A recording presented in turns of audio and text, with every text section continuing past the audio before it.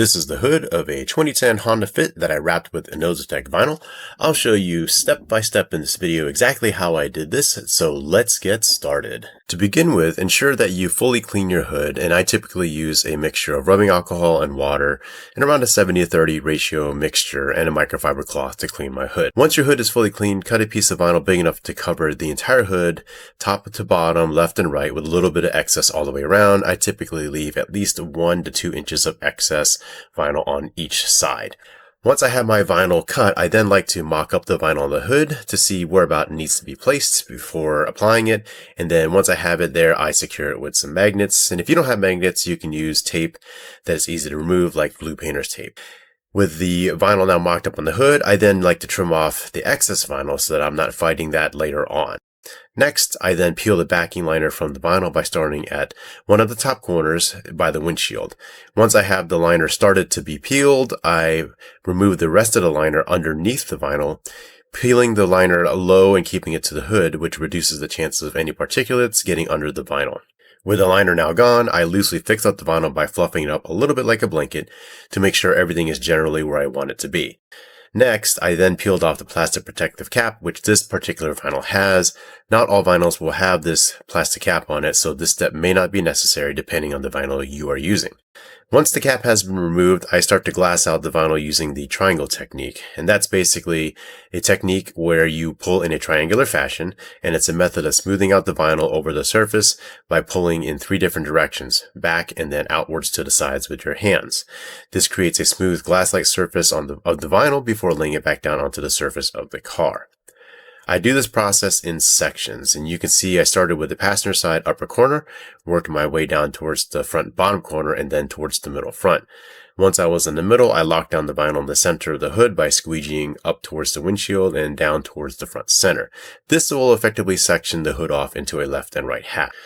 Next, I went to the passenger upper corner and then worked my way down to the front lower center edge. Once I had the vinyl reasonably glassed out on that half of the hood, I started laying down the vinyl on that half of the hood by squeegeeing up and down the hood towards the windshield and the front edge of the hood. As I made my way toward the sides and bottom front end, I saw I still had a little bit more excess vinyl off of the edge, so I trimmed it off so there wasn't so much extra that would get in the way.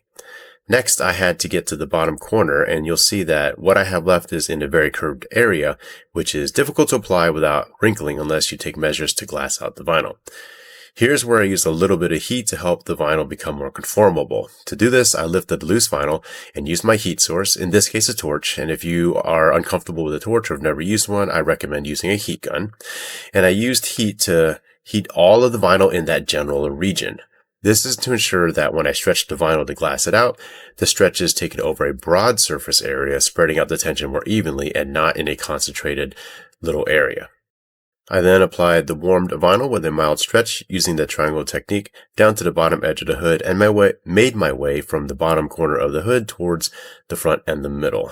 Notice that throughout this process, I used a little bit of heat and the triangle technique to glass out the vinyl to help the vinyl conform over the rounded surface area of the hood down to the edges. Once I had the vinyl down along the front passenger side of the hood and most of the bottom middle edge, the half has essentially been fully applied. I then went to the driver's side, again starting at the top side corner, and essentially repeated the same process of glassing out the vinyl and squeegeeing my way down the hood towards the corner to apply the vinyl on that half of the hood. Once I had all the vinyl applied on the main surface of the hood, I went around and trimmed off most of the excess vinyl around the front and side edges. At the top of the hood on the windshield side, I added some heat to relax the vinyl and then rolled and firmly applied the vinyl over the back edge of the hood, using my wrap glove to help in the process. I then trimmed off the vinyl by using the underside of the hood as my guide.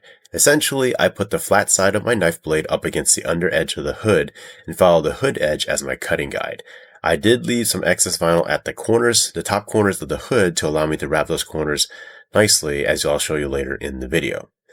With the back side of the hood now cut out and essentially finished, before lifting the hood, I ensured the vinyl was not stuck to the fenders or the headlights, and then I carefully propped up the hood.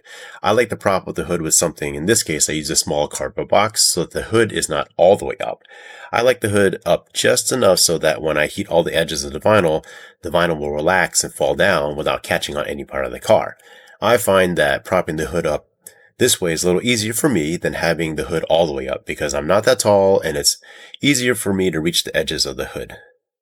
With the hood propped, I then go around all the edges applying heat to allow the vinyl to relax, and this gets rid of tension at the edges. As necessary, I make any adjustments at the edges to ensure that the vinyl is rolled over the edge of the hood smoothly and applied tension-free in preparation for cutting out that vinyl.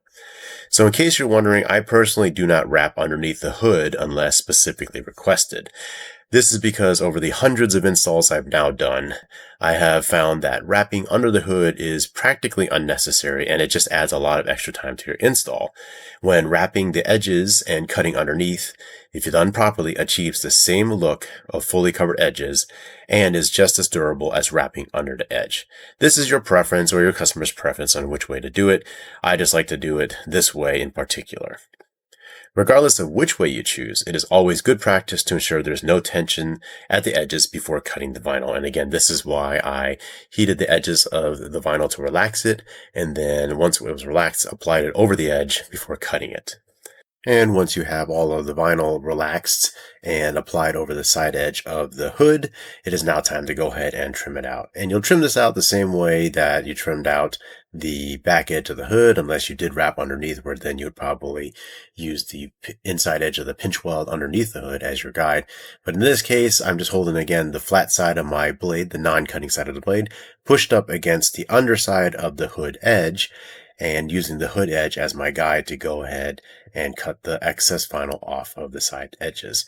Take your time when doing this. Go slow. If you feel any resistance, be sure to stop and kind of see what's happening and then reset yourself and then finish off the cut.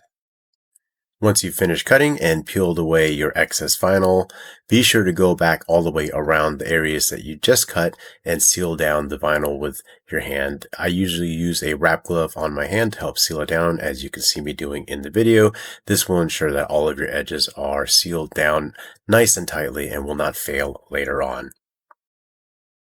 Now that all the edges are done, it's time to tackle those top corners of the hood by the A-pillar where I left the extra vinyl tabs. At these corners, you'll see that I left a tab of extra vinyl when I trimmed off the vinyl at the edges, and so this is so that I can do a stretch and hook technique over the corner tips, where essentially I will bring the vinyl back a few inches from the corner, add a touch of heat, and stretch and hook the vinyl over the top edge of the corner. Once I did that, I then apply a touch of heat to shrink everything back, essentially shrink wrapping the corner and molding the vinyl around the corner and the surrounding edges using my squeegee, my microfiche, squeegee, my finger, whatever you can use to make sure everything is applied well around that corner and the surrounding edges.